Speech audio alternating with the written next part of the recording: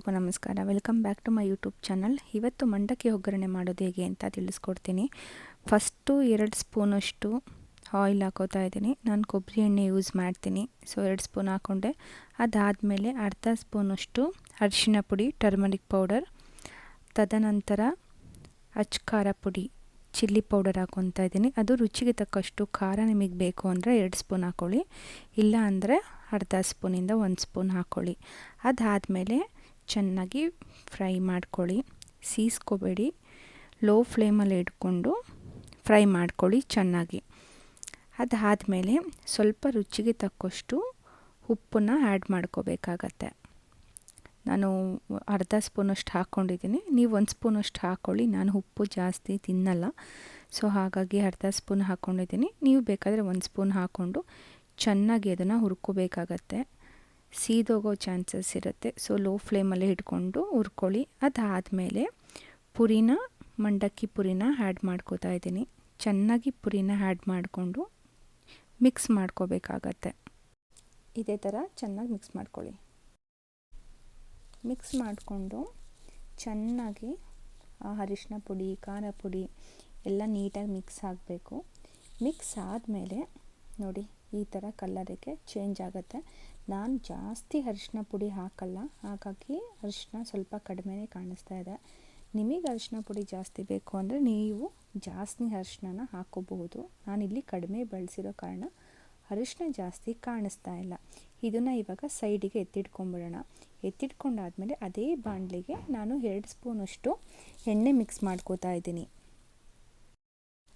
2 ಸ್ಪೂನಷ್ಟು oil add ಮಾಡ್ಕೊಂಡಾದಮೇಲೆ ಸ್ವಲ್ಪ next ಏನು ಮಾಡ್ಕೋಬೇಕು ಅಂತ ಹೇಳಿದ್ರೆ ಶೇಂಗಾ ಬೀಜ ಅಂದರೆ ಕಡಲೆ ಬೀಜನ ಹಾಕ್ಕೋಬೇಕಾಗತ್ತೆ.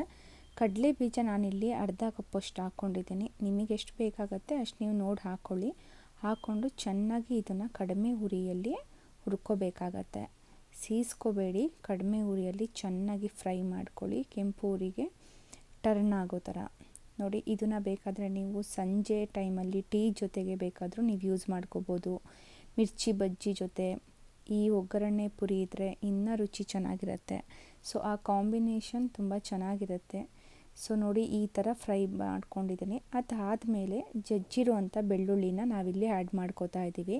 ತದನಂತರ ಒಣಮೆಣ್ಸಿನ್ಕಾಯಿ 6ರಿಂದ 7 ಹಾಕ್ಕೊಂಡಿದ್ದೀನಿ. ನಿಮಗಿನ್ನೂ ಖಾರ ಬೇಕು ಅಂದರೆ ಬೇಕಾದರೆ ನೀವು ಜಾಸ್ತಿನ ಆ್ಯಡ್ ಆನ್ ಮಾಡ್ಕೋಬೋದು. ನಾನಿಲ್ಲಿ ಒಣ ಕೊಬ್ಬರಿ ಯೂಸ್ ಮಾಡಿಲ್ಲ. ನಿಮ್ಮ ಮನೆಯಲ್ಲಿ ಒಣ ಕೊಬ್ಬರಿ ಇದ್ದರೆ ಸಣ್ಣದಾಗಿ ಕಟ್ ಮಾಡಿ ಚಿಕ್ಕ ಚಿಕ್ಕ ಪೀಸ್ ಮಾಡಿ ನೀವು ಆ್ಯಡ್ ಮಾಡ್ಕೊಳ್ಳಿ. ರುಚಿ ತುಂಬ ಚೆನ್ನಾಗಿರುತ್ತೆ. ನಮ್ಮ ಮನೆಯಲ್ಲಿ ಒಣ ಕೊಬ್ಬರಿ ಇಲ್ಲದೇ ಇರೋ ಕಾರಣ ನಾನಿಲ್ಲಿ ಆ್ಯಡ್ ಮಾಡೋಕ್ಕಾಗಿಲ್ಲ, ಆಚೆಯಿಂದನೂ ತರೋಕ್ಕಾಗಿಲ್ಲ. ಸೊ ನಿಮ್ಮ ಮನೆಯಲ್ಲಿ ಒಣ ಕೊಬ್ಬರಿ ಇದ್ದರೆ ಅದನ್ನು ಬೇಕಾದರೆ ಆ್ಯಡ್ ಮಾಡಿ ಚೆನ್ನಾಗಿ ಫ್ರೈ ಮಾಡ್ಕೊಳ್ಳಿ. ಬೆಳ್ಳುಳ್ಳಿ ಏನಿದೆ ಚೆನ್ನಾಗಿ ಕ್ರಿಸ್ಪಿ ಥರ ಆಗಬೇಕು, ಮುರಿದ್ರೆ ಅದು ಪೀಸ್ ಆಗಬೇಕು, ಆಯಿತಾ? ಆ ಥರ ಫ್ರೈ ಮಾಡ್ಕೊಳ್ಳಿ. ನೆಕ್ಸ್ಟು ನಾನಿಲ್ಲಿ ಕಡಲೆ ಯೂಸ್ ಮಾಡ್ತಾಯಿದ್ದೀನಿ. ಕಡಲೆ ಕೂಡ ನಾನು ಅರ್ಧ ಬಟ್ಲಷ್ಟು ಹಾಕ್ಕೊಂಡಿದ್ದೀನಿ. ರುಚಿ ತುಂಬ ಚೆನ್ನಾಗಿ ಬರುತ್ತೆ.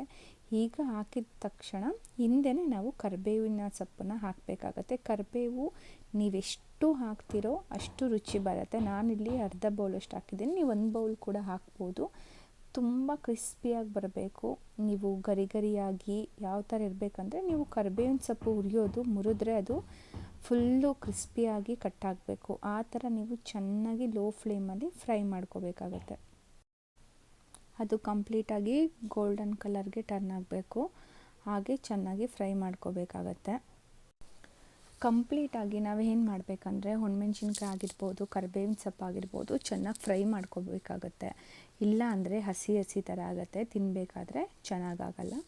ನೆಕ್ಸ್ಟ್ ನಾವು ಏನು ಮಾಡಬೇಕಂದ್ರೆ ನಾವು ಪುರಿನ ಒಗ್ಗರಣೆ ಮಾಡಿ ಇಟ್ಕೊಂಡಿರ್ತೀವಿ ಎಲ್ಲ, ಅದನ್ನು ಆ್ಯಡ್ ಮಾಡ್ಕೋಬೇಕಾಗತ್ತೆ. ಆ್ಯಡ್ ಮಾಡಿಕೊಂಡು ಚೆನ್ನಾಗಿ ಮಿಕ್ಸ್ ಮಾಡ್ಕೊಳ್ಳಿ.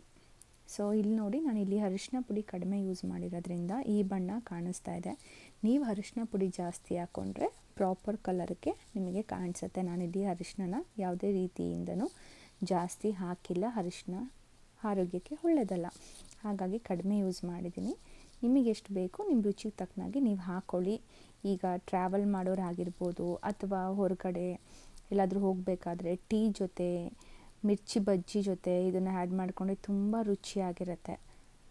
ಕೊನೆಗೆ ಈ ಥರ ಆಗಿದೆ. ಇದೇ ಥರ ಕುಕ್ಕಿಂಗ್ ವೀಡಿಯೋಸ್ಗೆ ಆಗಿರ್ಬೋದು, ಫಿಟ್ನೆಸ್ ವೀಡಿಯೋಸ್ಗಾಗಿರ್ಬೋದು ನನ್ನ ಚಾನಲ್ನ ಸಬ್ಸ್ಕ್ರೈಬ್ ಮಾಡ್ಕೊಳ್ಳಿ, ಲೈಕ್ ಮಾಡಿ, ಕಮೆಂಟ್ ಮಾಡಿ, ಹಾಗೆ ಶೇರ್ ಮಾಡಿ. Thank you so much.